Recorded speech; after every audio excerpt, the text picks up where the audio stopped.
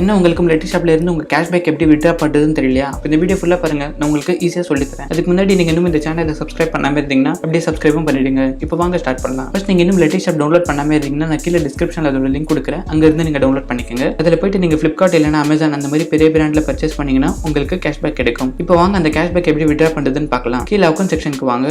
இப்போ பாருங்க கீழே அரௌண்ட் 324 rupees கேஷ்பேக் இருக்கு. இப்போ இதுதான் நான் வித்ட்ரா பண்ண போகிறேன். இப்போ ஜஸ்ட் வித்ட்ரா பண்ண ஆப்ஷன் இருக்கா, அதை கிளிக் பண்ணுங்க.